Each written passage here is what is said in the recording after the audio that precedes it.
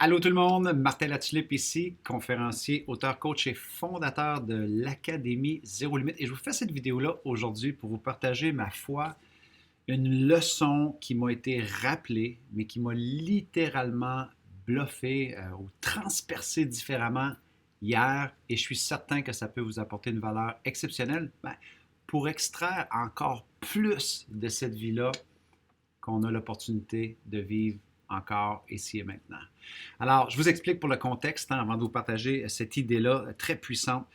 Hier, j'ai eu le privilège assez fantastique de partager la scène, si on veut, avec Lisa Nichols. Donc, si vous ne savez pas qui elle est, elle a participé à des émissions avec Oprah, avec Larry King. C'est une des femmes les plus inspirantes à travers le monde. Elle a rejoint des millions et des millions de personnes avec son histoire.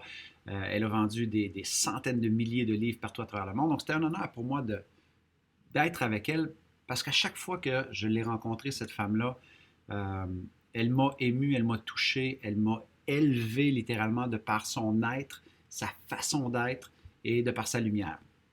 Donc hier, à l'événement auquel on participait ensemble à titre d'intervenant, et qui pour moi était en passant tout un privilège, petit Québécois qui vient d'un village de 300 habitants, 3000 vaches, à chaque fois que je me retrouve à partager la scène avec des gens comme Lisa Nichols ou Elizabeth Gilbert ou Seth Godin ou Gary Vaynerchuk, je dois me pincer. Jamais dans ma tête, dans l'ancienne version de moi, j'aurais cru un jour vivre des choses comme cela parce que je n'avais pas ce niveau de confiance-là. Alors, à chaque fois que j'ai la chance de le faire, euh, je suis tellement reconnaissant.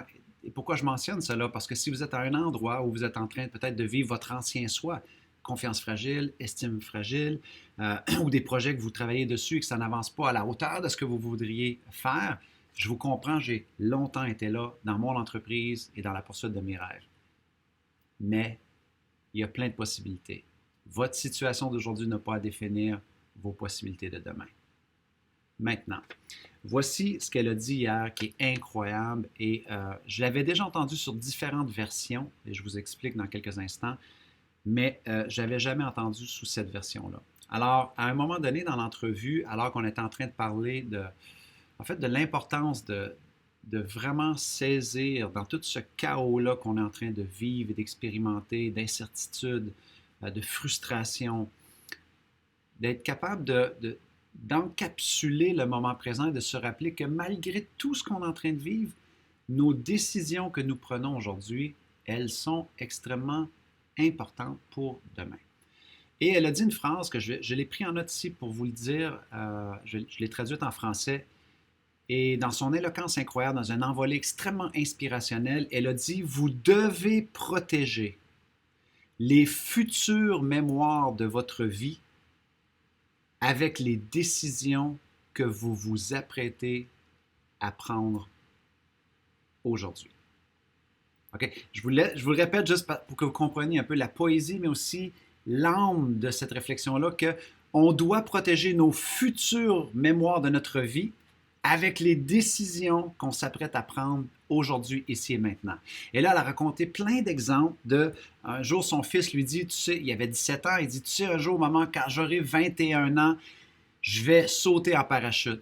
Elle a dit, tu sais quoi, mon fils, oublie ça, on y va aujourd'hui. Et son fils était comme, maman, ça se peut. Et finalement, ils ont été sautés en parachute, ils ont en pleine école. Ils ont créé des futures mémoires en prenant des décisions maintenant. Donc, elle est rentrée en fait dans une explication de très souvent, on oublie que nos décisions d'aujourd'hui ont la capacité de créer de futures mémoires et qu'au final, on vit pour quoi? On vit pour ces mémoires-là.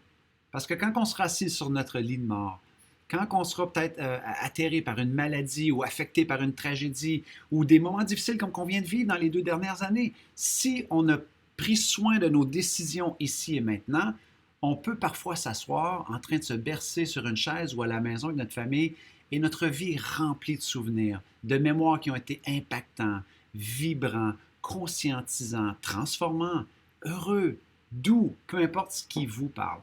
Et moi, ça m'a ramené énormément à l'expérience que j'avais vécue en 2007. Pour ceux qui ne connaissent pas toute mon histoire, en 2007, j'avais eu la chance exceptionnelle d'accompagner un petit garçon de 13 ans du nom de Sean Collins, qui est en phase terminale d'un cancer et qui rêvait d'écrire un livre sur sa vie.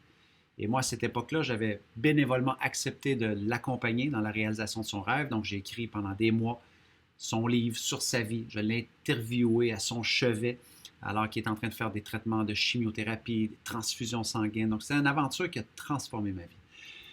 Mais un jour, j'avais demandé à Sean Collins, 13 ans, Sean, si tu avais un conseil à donner aux gens, qu'est-ce que ce serait? Et il m'avait regardé, il m'avait dit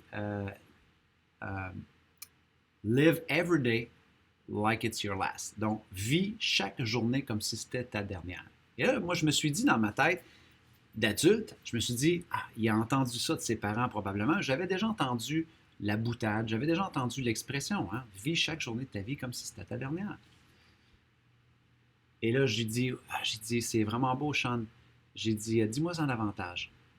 Et là, il est rentré dans une analogie où est-ce que j'ai vu que c'était pas juste une phrase pour lui, mais c'était un truc qui avait incarné. Il me dit, tu sais, Martin, est-ce que tu te rappelles ta dernière journée d'école quand tu étais jeune? J'ai dit oui. Mais il dit, Martin, tu sais, c'est la dernière journée d'école, on est content, on lance nos livres dans les airs, nos bouquins, et on célèbre, on est tout excité, on fait plein de choses, on a des plans pour la soirée, dans la journée, pour être en famille, pour célébrer. J'ai dit oui.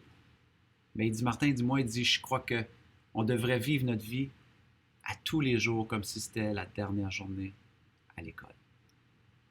Et je trouvais ça tellement mignon qu'il se soit accaparé, en fait, une philosophie à laquelle on ne veut pas être confronté quand on a 13 ans, mais il avait décidé de l'incarner. Et c'est probablement pour ça qu'il avait décidé de travailler sur son livre avant de mourir avec le temps qui était alloué. Il y avait plein de petits rêves avant de quitter qu'il avait décidé d'accomplir de son vivant. Donc, son livre est devenu un best-seller national au Canada. Et bref, pourquoi je vous raconte tout ça aujourd'hui? Parce qu'on sait ça. Mais mon défi pour vous et mon défi pour moi depuis que j'ai entendu Lisa Nichols dire cette phrase-là tellement importante qu'on doit protéger, c'est notre responsabilité de protéger nos mémoires du futur avec lesquelles on va vieillir, qu'on va chérir, qu'on va caresser, qui vont venir des fois nous faire verser une larme, nous rappeler un chaud moment. On doit protéger nos mémoires du futur avec des décisions qu'on peut et qu'on doit très souvent prendre aujourd'hui, ici et maintenant. Donc, le devoir qu'on peut tous et toutes faire, c'est quelle décision pouvez-vous prendre aujourd'hui que vous rapportez, que vous repoussez? Une aventure, une expérience, un voyage que vous voulez déjà commencer à planifier. Commencez-le maintenant parce que les décisions et les actions qu'on peut faire ici et maintenant dans notre vie vont aussi être le plus bel acte d'amour de soi pour protéger nos futures mémoires. Donc, je vous aime beaucoup. J'ai hâte de lire vos commentaires, voir quelle action peut-être que vous allez prendre ou voir si ça vous parle autant que ça m'a parlé à moi. Parce que je n'avais jamais entendu sous cette forme-là, un peu poétique, mais qui vient aussi nous rappeler la vraie réalité. Que ici et maintenant, c'est toujours un très fort pouvoir décisionnel qui peut impacter demain. Parce que je répète souvent à mes clients que je coach, moi, que tôt ou tard, la personne que tu veux devenir demain, tu devras aussi commencer à l'être aujourd'hui. All right? Sur ce, je vous souhaite une excellente continuité. C'était Martin Latulippe qui vous dit jusqu'à notre prochaine communication. Soyez reconnaissants, reconnaissantes, célébrez la magie d'aujourd'hui et merci de tout cœur de faire partie de ces gens-là qui ont le courage de vouloir bâtir un monde meilleur. Bye tout le monde!